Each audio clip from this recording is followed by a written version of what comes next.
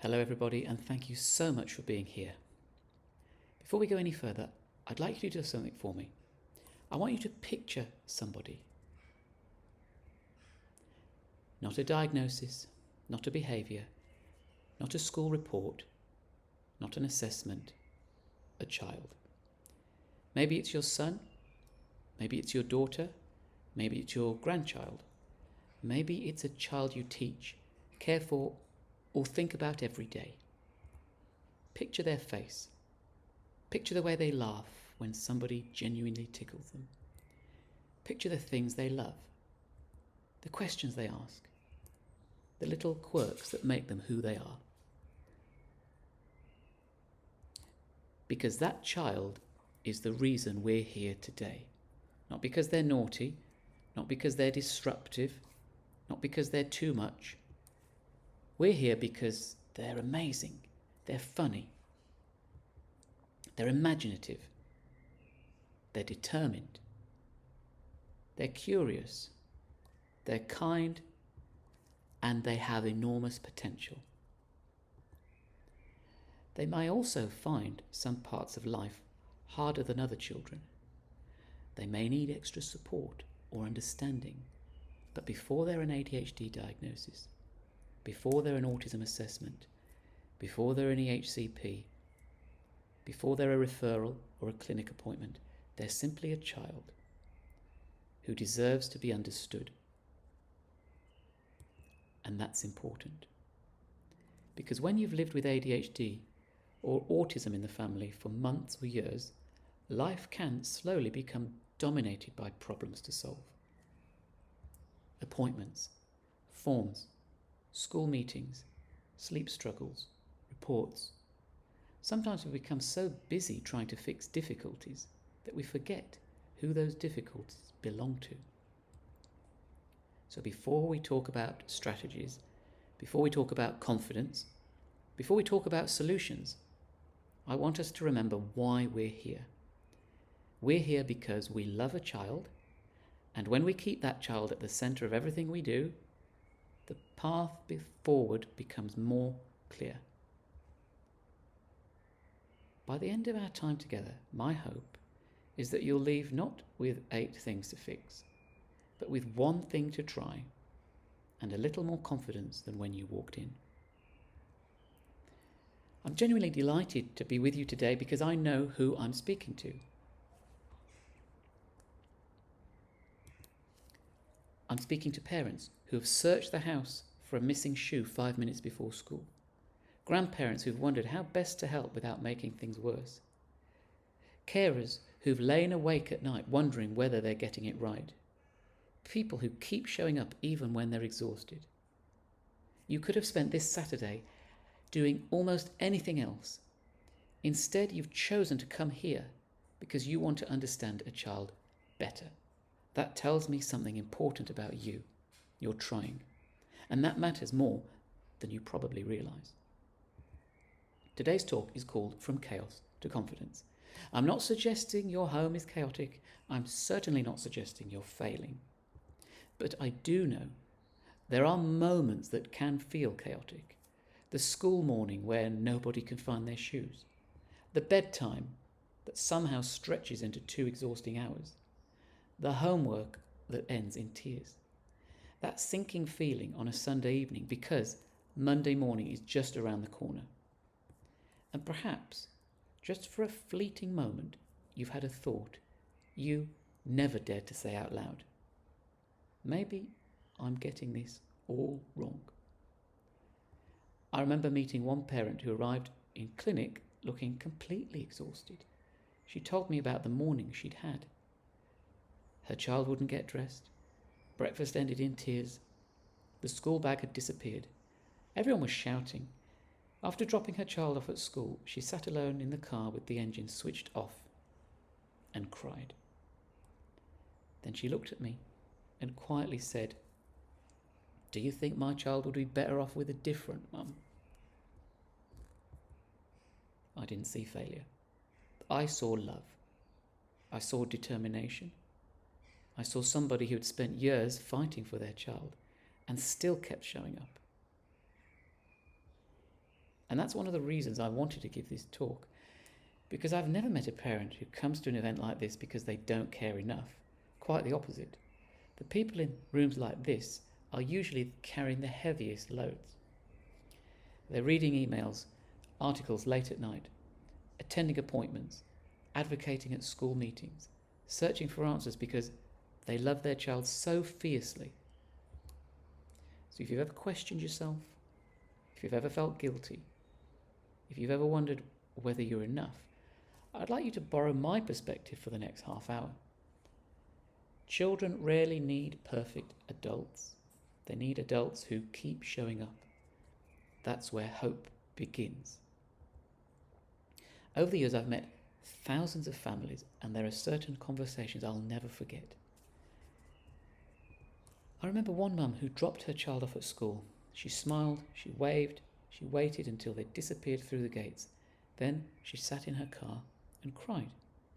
Not because she didn't love her child, quite the opposite. She'd spent nearly 2 hours trying to get out of the house that morning. Every small task had become a negotiation. By 9 o'clock, she felt as though she'd already lived through an entire day. Another parent once said something that's stayed with me forever. Work is my break. Think about that. For most people, home is where they recover from work. For him, work was where he recovered from home. At work, the expectations were predictable, conversations were straightforward, nobody was arguing over socks, refusing to brush their teeth, or melting down because the cereal had been poured into the wrong bowl. Then there was another family who told me that the hardest part of the week wasn't Monday morning, it was Sunday evening. Not because anything bad had happened yet, but because the worrying had already begun. Will tomorrow be another battle? Will we make it to school on time? How much energy is this week going to take? These stories have never left me, because parenting is already one of the most demanding jobs in the world. Nobody hands you an instruction manual. Nobody says, here's exactly what to do when your bright, loving 8-year-old refuses to leave the house because their routine has changed. And if parenting is challenging for every family, how much more challenging can it be when ADHD, autism, or anxiety are also part of the picture? For years, I thought families were coming to see me because of a single problem. A behaviour problem, a school problem, an attention problem. But over time, I realised I was wrong. The child referred because of behaviour often had severe sleep difficulties. The child referred because of poor concentration was overwhelmed by anxiety. Again and again, I found myself treating one issue only to discover that the biggest opportunity for change was somewhere completely different. Eventually, I stopped asking, what's the main problem?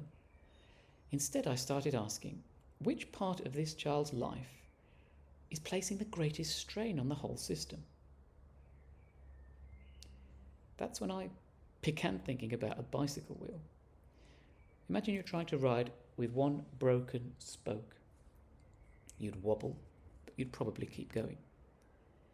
Break 2 or 3, and every bump becomes harder to handle. Break enough of them, the whole journey becomes unstable, even impossible. For many families, that's exactly what life feels like.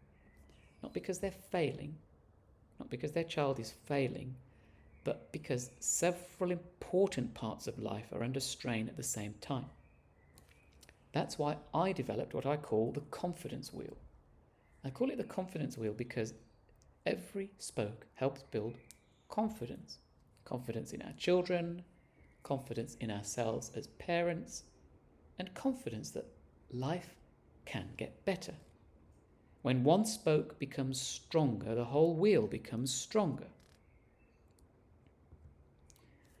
The 8 spokes are sleep, emotional regulation, family relationships, school and learning, anxiety and worry, screens and technology, treatment and support, and parent well-being. Now, here's the most important thing I'd like you to do. Don't look at the wheel and think which topic sounds interesting. Instead, think back to the child you pictured at the beginning of today's talk. Hold them in your mind and ask yourself one simple question. If I could strengthen just one of these spokes over the next few months, which one would make the biggest difference to this child's life? Because that's how meaningful change usually happens. Not by fixing everything overnight, but by strengthening one spoke with consistency, patience, and compassion. Let's start with the first spoke, sleep. And I start with sleep deliberately, because when sleep isn't working, almost nothing else works as well as it could. When a child sleeps poorly, it's rarely just the child who pays the price. Parents become exhausted, patience runs thin, emotions run high. Homework feels harder. School mornings become battlegrounds. What I've learned is that sleep is almost never just about sleep. It's about routines. It's about anxiety, sensory differences, technology. And every child is different. I also want to say something that I think some parents desperately need to hear. If you've read the books, bought the blackout blinds, removed the screens, tried the reward charts, walked the landing at 2 a.m. and your child is still struggling, that is not evidence that you've failed. We don't think twice about giving a child glasses to help them see or an inhaler to help them breathe. And sometimes, after careful assessment, a child needs additional support to help them sleep. That's not failure. That's understanding the child in front of you. Let me tell you about one family. They didn't come because of sleep. They came because of behaviour. The parents described meltdowns, explosive mornings, arguments, poor concentration. Teachers were concerned. Family life felt tense. Everyone's attention was fixed on behaviour. So I asked one simple question. Tell me about bedtime. And the parents looked at each other and laughed. Not because it was a joke, but because they hadn't had a proper night's sleep in years. Their son often took hours to fall asleep. He woke repeatedly through the night. By morning, everyone was exhausted before the day had even begun, and gradually something became clear. The behaviour wasn't the biggest problem. So the sleep was. So instead of chasing every outburst, we focused on strengthening the sleep spoke. We looked at routines, anxiety, sensory needs, the bedroom environment, and, where appropriate, additional support. There wasn't one miracle breakthrough. There were lots of small changes applied consistently. Then something wonderful happened. It feels like we've got our son back. That sentence has stayed with me ever since. Because that is the power of sleep. Sometimes the first domino isn't behaviour, it isn't school. Sometimes the first domino is simply a better night's sleep. Now, if we zoom into sleep, you'll notice something interesting. Sleep is actually a whole wheel of its own. Each element here deserves a conversation in its own right. And the same is true for every spoke on our confidence wheel. Every time you strengthen a spoke, you build confidence.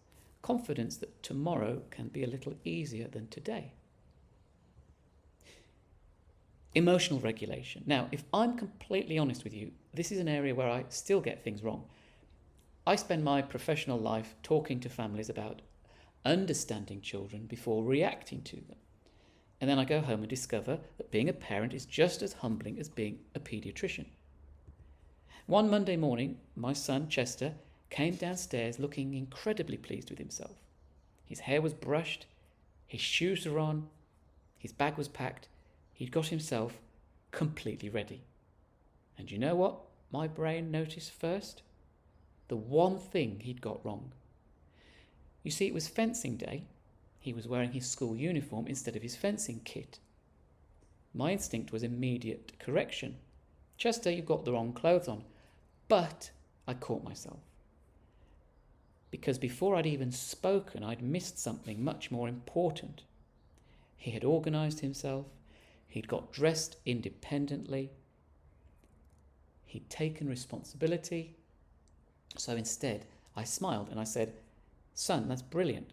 You've got yourself completely ready all by yourself." And his face lit up. Then I added, "There's just one little thing. It's fencing day today, so we need to swap into your fencing kit. Shall we do that together?" The outcome was exactly the same. He still changed his clothes, but emotionally the moment was completely different. One conversation began with failure, the other began with success. And that's reminded me of a phrase I now try to live by: connection before correction. Children are corrected all day long.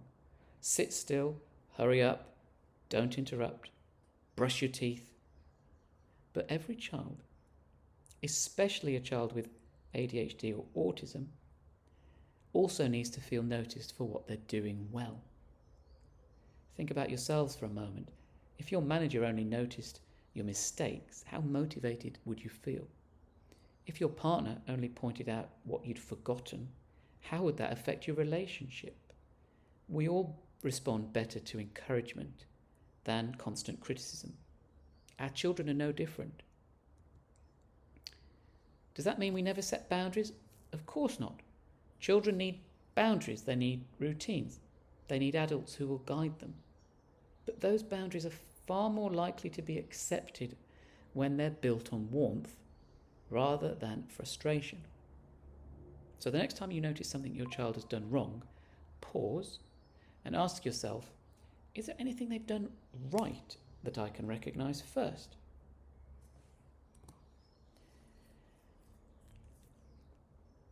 Emotional regulation is a whole world of its own, and every element here can be explored in depth.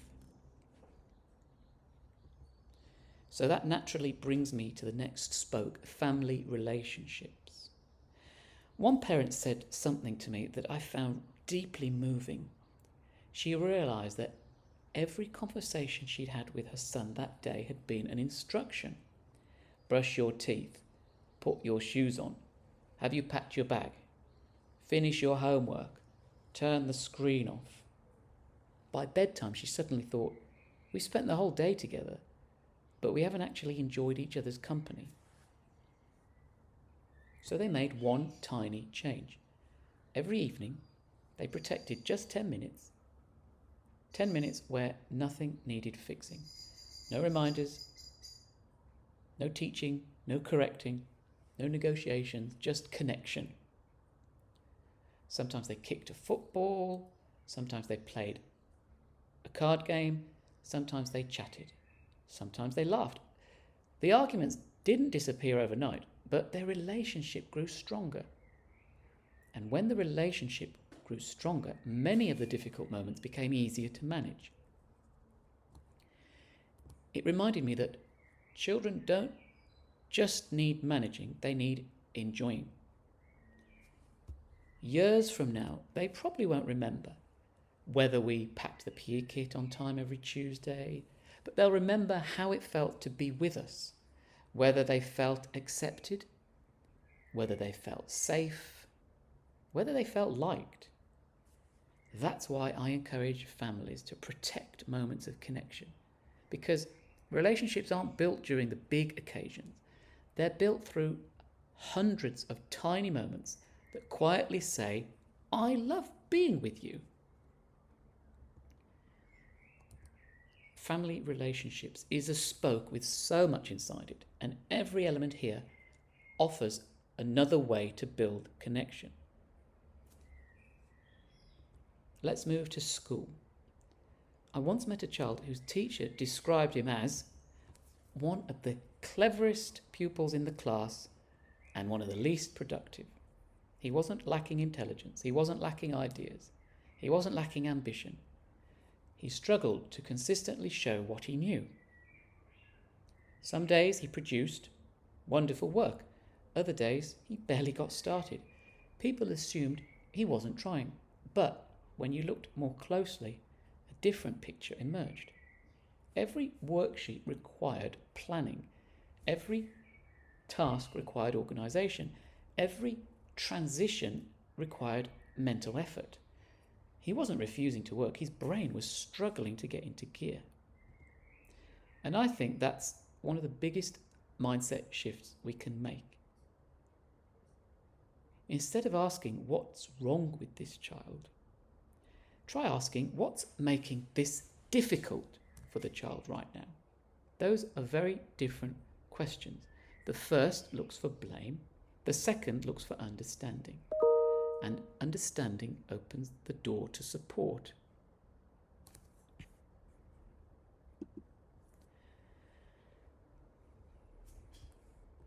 Many children with ADHD or autism don't need lower expectations. They need different pathways to reach the same destination. And when we provide those pathways, we often discover they were capable all along. School and learning has its own full world of strategies, each one here a doorway to better understanding. Let's move to another spoke on the wheel, anxiety and worry. I think anxiety is one of the most misunderstood challenges we see in children because it doesn't always look anxious. Sometimes it looks like anger, sometimes it looks like avoidance, sometimes it looks like defiance, sometimes it looks like a child who simply won't go to school. I remember meeting a young person who had completely stopped attending. Some people thought she was oppositional, others thought she was manipulating her parents, but when we spoke privately, she told a very different story. Every Sunday evening she started feeling sick. By Monday morning her heart was racing. She imagined saying the wrong thing, getting an answer wrong, being laughed at, embarrassing herself. Eventually, staying at home felt safer than facing those fears. She wasn't refusing school, she was escaping anxiety. And that conversation reminded me of something I come back to again and again. The behaviour is often the tip of the iceberg. Our job isn't just to react to what we can see, it's to become curious about what's underneath. Sometimes the most powerful question we can ask isn't how do I stop the behaviour, it's what might this child be trying to tell me? Anxiety has its own full wheel, and every element here is a way to help a child feel safer in their world. Now, let's talk about a topic that creates arguments in almost every household at some point: screens. One of the questions I'm asked most often is, how do I get my child off their screens? And I usually respond with another question. What does your child get from being there? I remember asking one father exactly that. He paused for a moment. He quietly said, that's where his friends are. That's where he feels good at something. That's where he wins. Suddenly, we weren't really talking about screens anymore. We were talking about belonging, confidence, achievement, connection. Now, children absolutely need healthy boundaries around technology. Sleep matters, exercise matters, face-to-face relationships matter, but if we only take something away without understanding why it matters to the child, we often create conflict without solving the underlying problem.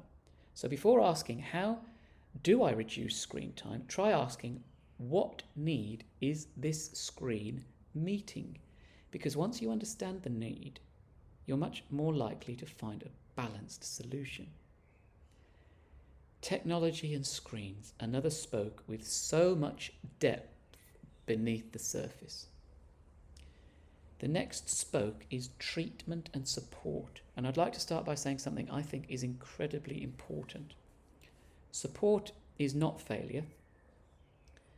It's not an admission that you've got things wrong. It's simply recognizing that some children need different tools to do well. I remember one young person who, after starting treatment, turned to their parent and quietly asked, "Is this what everyone else's brain feels like?" That sentence has stayed with me ever since, because treatment didn't change who they were. It didn't make them a different child. It simply removed some of the friction that had been making everyday life harder. And treatment comes in many forms. Sometimes it's understanding from school. Sometimes it's speech and language therapy. Sometimes it's occupational therapy. Sometimes it's parent training or coaching. Sometimes it's medication where appropriate. The goal is never to change the child. The goal is to help the child become more fully themselves, to remove things getting in the way, to unlock potential, to make everyday life a little easier. Treatment and support, each element here, a different way to remove the friction and unlock what's already there. And finally, perhaps the most neglected spoke of all, parent well-being. So many parents tell me they feel guilty doing anything for themselves, going for a walk, meeting a friend, having an early night. There's often a little voice that says, "I should be spending this time on my child." But whenever I hear that, I think of the safety demonstration on an aeroplane. You're always told the same thing. Put your own oxygen mask on first. Not because you're more important than your child, but because you're no use to anyone if you've run out of air. The same principle applies here. Children borrow our calm. They borrow our perspective. They borrow our hope. Looking after yourself isn't selfish. It's one of the most generous things you can do for your family. Because when you're emotionally refueled, you have more patience, more ability to keep going, more capacity to enjoy your child instead of simply managing them. You don't have to be everything. You don't have to do everything. You just have to keep showing up. And when you need support yourself, it's okay to ask for it. Parent well-being, perhaps the most important spoke of all. Every element here is for you. So as we come to the end of our time together today, I'd like you to look back at the wheel one last time. Pause. At first glance, it can feel overwhelming. 8 spokes, 8 big topics, 8 areas where life can become difficult. But I don't want you to leave thinking you have to fix all 8. You don't. In fact, I'd encourage you not to try. Instead, think back to the child you pictured at the very beginning. Picture them again, their face, their smile, their personality, the things that make them uniquely them. Now ask yourself one question. Which one of these spokes would make the biggest difference to this child over the next few months? Maybe it's sleep. Maybe it's anxiety. Maybe it's emotional regulation. Maybe it's your relationship. Maybe it's school. Maybe it's screens. Maybe it's seeking support. Or maybe the person who needs a little more kindness right now is you. Confidence rarely arrives all at once. It grows one small success at a time. One conversation, one bedtime, one calmer morning, one repaired relationship, one child who feels understood. That's how families move from chaos to confidence. Not in one giant leap, but one spoke at a time. Now, I'd like to ask one small favour.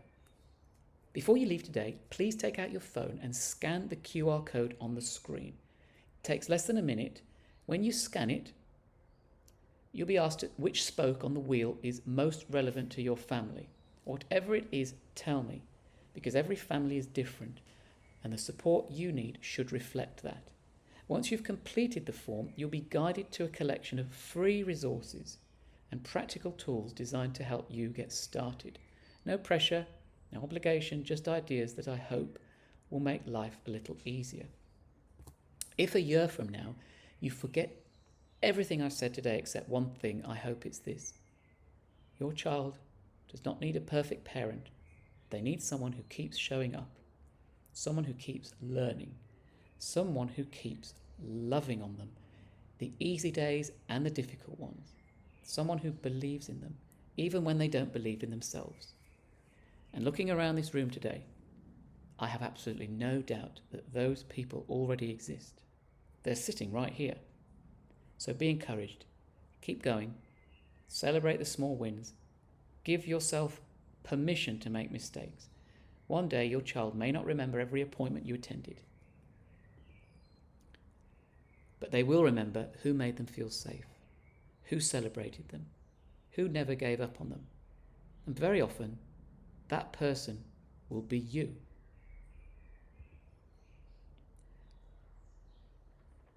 When you leave today, don't try to carry the whole wheel home with you. Choose one spoke, take one small step, build one small success, because confidence isn't something you find, it's something you build, and you build it one spoke at a time. Thank you so much for your time today. It's been a privilege to spend it with you, and I wish you and your family every success on your journey from chaos to confidence.